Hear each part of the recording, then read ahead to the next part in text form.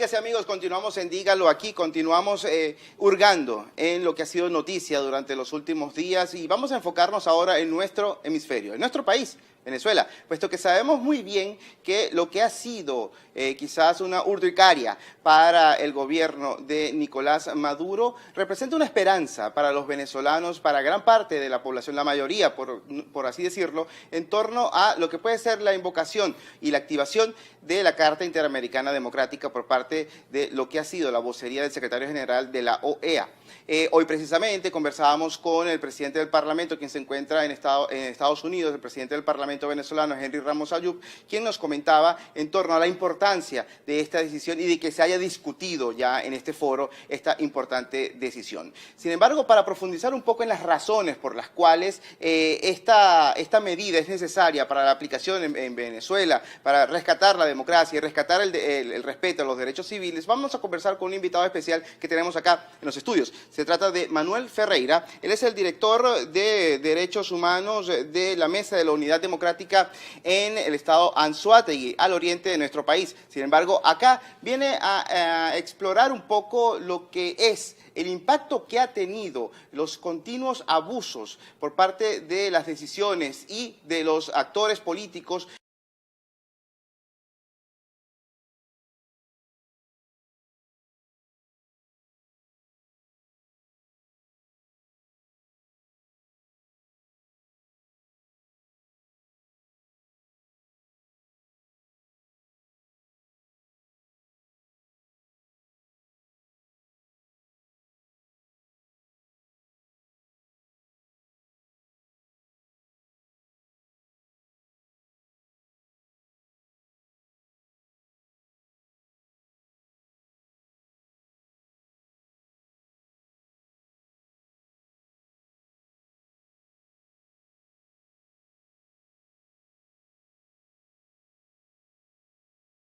era el tema de Venezuela en el seno, independientemente de si iba a haber o existir una votación ese día particularmente, el día de ayer, con respecto a la activación o no de esa Carta Interamericana Democrática, pero trató hasta de imponer eso. Ellos tienen un interés muy puntual de tapar el sol con un dedo, de evitar efectivamente que el mundo sepa lo que está sucediendo en Venezuela, y ya automáticamente ese 20 contra 12, con 2 abstenciones que hubo en la votación del orden del día, ya automáticamente se logró que el mundo se entere con la discusión y el debate que se llevó a cabo sobre la crisis humanitaria, crisis que negó de manera rotunda Delcy en varias oportunidades, y que lo que supone es únicamente tratar de evitar un costo político, porque Venezuela está en una crisis humanitaria real, no hay comida, no hay medicinas, y sencillamente por evitar el costo político, el presidente Maduro ha evitado abrir un canal humanitario para que toneladas y toneladas de medicinas que sabemos que se encuentran en el exterior lleguen a Venezuela, y aunque eso solo supone un pañito de agua caliente, porque el real o la real solución a retomar el mundo democrático en nuestro país supone un cambio de gobierno, eso ayudaría de manera amplia a decenas y miles de venezolanos que están muriendo por falta de medicinas en Venezuela. Ahora, Manuel, a mí me llamó poderosamente la atención que el hermano de la canciller, a quien vemos en pantalla en estos momentos, el hermano de la canciller es el alcalde de Caracas, el señor Jorge Rodríguez, quien fue presidente del Consejo Nacional Electoral y dijo en recientes declaraciones que no le importa lo que se decida en la OEA. ¿Qué se puede desprender a partir de este tipo de afirmación? Bueno, también lo dijo el presidente Maduro. Maduro dijo que si decidían algo en contra del gobierno venezolano o que si activaban esa carta en la OEA, él lo que iba era profundizar y arraigar más la revolución, que no quiere decir otra cosa que el recrudecimiento de esa persecución política que no ha dejado de existir en Venezuela, el recrudecimiento de ese apartheid alimentario que existe, porque los CLAP lo que suponen es que unos comen y otros no, dependiendo efectivamente de quién está con la revolución y quién no está con la revolución, dicho por el propio vicepresidente de la República, el señor Aristóbulo, que dijo clara voz en una rueda de prensa que controlando a la comida controlan a la gente. Claro. Entonces lo que están buscando efectivamente es que retar incluso a la comunidad internacional en cuanto a que no le prestarían ningún tipo de atención a una activación de carta democrática en virtud de que ellos sencillamente lo que harían sería pronunciarse aún más y recrudecer aún más lo que es su revolución, sin que estén tomando en cuenta que pudiese también haber un pronunciamiento, según los cambios que se han dado en Latinoamérica, por el Mercosur en virtud de la aplicación del protocolo de Ushuaia, en virtud de que también se han pronunciado ya varios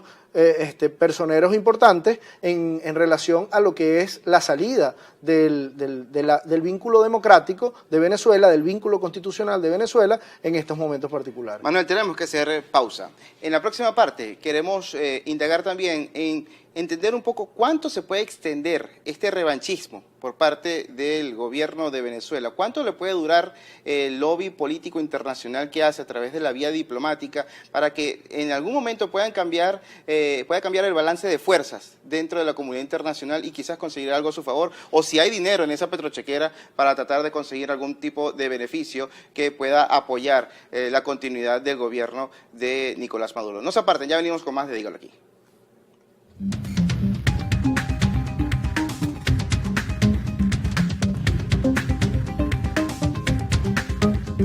Amigas y amigos, continuamos en Dígalo Aquí. En esta entrevista que sostenemos con Manuel Ferreira, él es director de la Comisión de Derechos Humanos de la Mesa de la Unidad Democrática con jurisdicción en el estado de Anzoátegui, al oriente de nuestro país, de nuestra tierra natal, Venezuela. Y conversábamos en el corte anterior en torno a lo que puede ser la posible extensión de este revanchismo que ha asumido el gobierno de Nicolás Maduro a lo largo de estos debates que se exponen en la comunidad internacional y que siempre, cada vez que algún gobierno tiene la gentileza de ofrecer su ayuda o de mencionar a Venezuela en la cruda situación que está atravesando desde el punto de vista socioeconómico,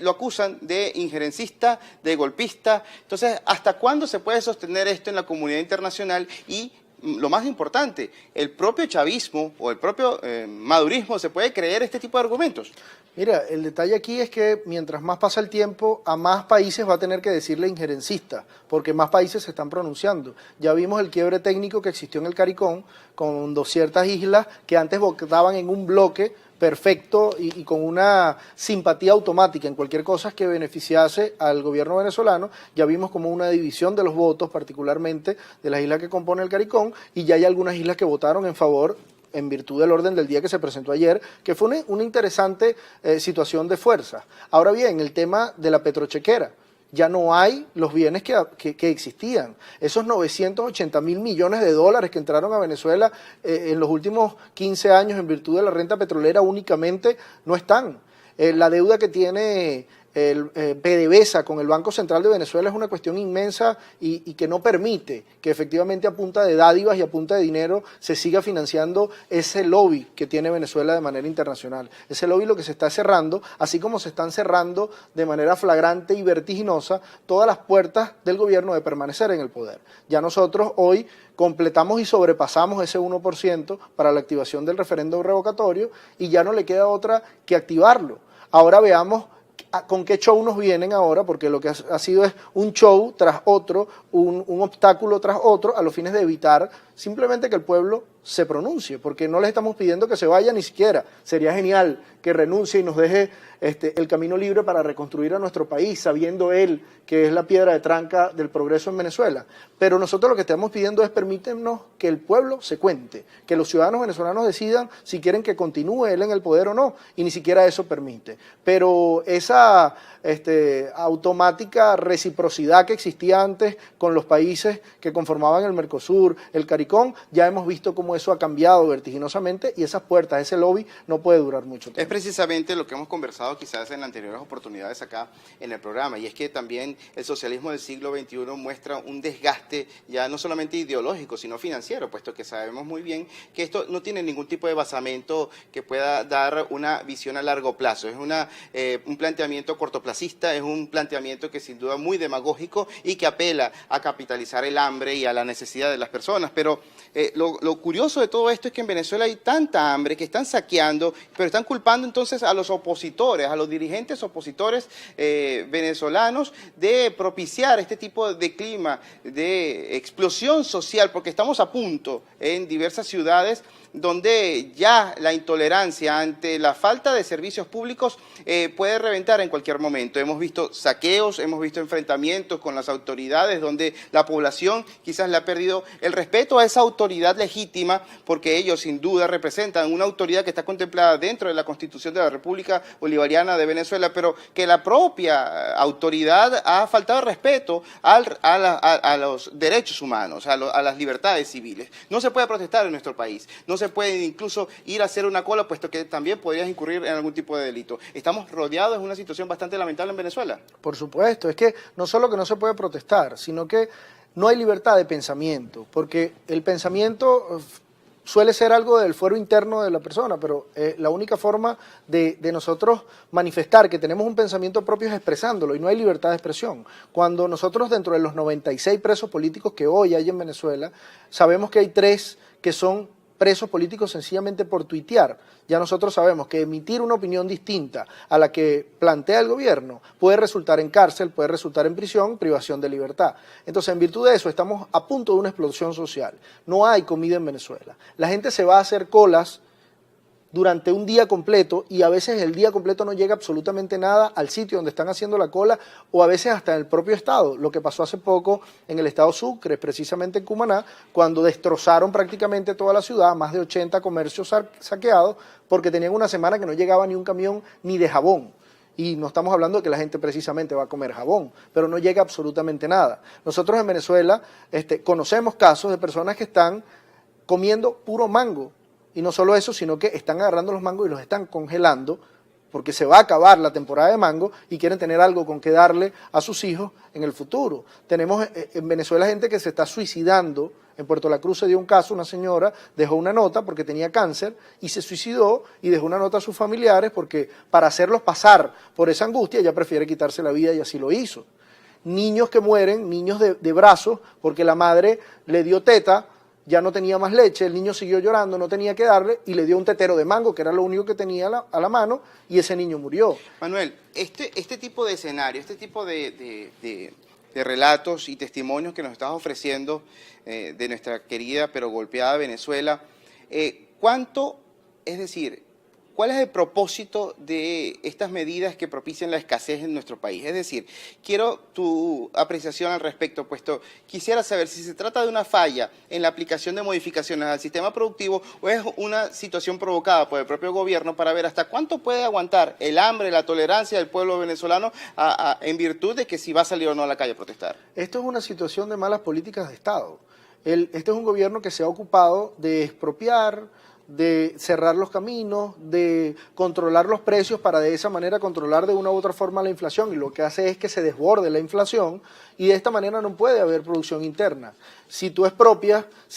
el control de cambio también limita la posibilidad de que las empresas o las grandes industrias puedan importar la materia prima que no consiguen o que no existe en Venezuela. En virtud de eso no va a haber la producción que se requiere para lo que es el consumo interno del venezolano. Entonces no es una cuestión inducida por las empresas. Es una mala política de Estado, y ya no hay dinero para eso, ya no hay dólares para eso, cuando nosotros vimos que 20.000 millones de dólares se perdieron con Cadivi en empresas de maletín, y todavía nadie habla de eso. Cuando nosotros vemos que actualmente hay un estado de excepción dictado por el presidente de la República, donde uno de los ítems de su cheque en blanco, porque eso es lo que hizo Nicolás Maduro, fue dictarse un cheque en blanco él mismo para hacer lo que le venga en gana, cuando le venga en gana y por lo que le venga en gana. Una de esas virtudes es asignar las divisas a las empresas que él considere necesario, para lo que considere necesario, sin dar mayores explicaciones. Y esto lo que trae como consecuencia es que no exista el dinero, no exista la moneda para comprar esa materia prima y poder efectivamente llenar la cuota de producción que necesita para que no exista escasez en Venezuela. Manuel Ferreira es el director de la Comisión de Derechos Humanos de la Mesa de la Unidad Democrática en el Estado de Anzoátegui. Una última pregunta ya para cerrar y para que le digas a nuestros televidentes. ¿Te regresas a Venezuela, pero con temor o con algún tipo de amenaza por algún tipo de representante del gobierno de Venezuela? Bueno, escuchamos directamente a Diosdado Cabello hablar en su programa Con el Mazo Dando, haciendo una explicación sobre el foro que dimos acá, Venezuela en dictadura, hambre, sangre y miseria. Lo dimos en el Doral, lo dimos en el Hotel Aloft, él hizo énfasis en que éramos unos mafiosos, sin embargo nos regresamos a Venezuela sin miedo a seguir haciendo el trabajo que tenemos que hacer, porque el trabajo lo tenemos que hacer desde nuestro país para lograr efectivamente que el cambio se dé y logremos nosotros la reconstrucción de Venezuela por una vía pacífica, democrática y constitucional. Muchas gracias. Era Manuel Ferreira, él es integrante de la comisión y director de la Comisión de Derechos Humanos de la Mesa de la Unidad Democrática en Estado Anzoátegui, al oriente de nuestro país. Ya venimos, no se aparten, volvemos con más de Dígalo aquí.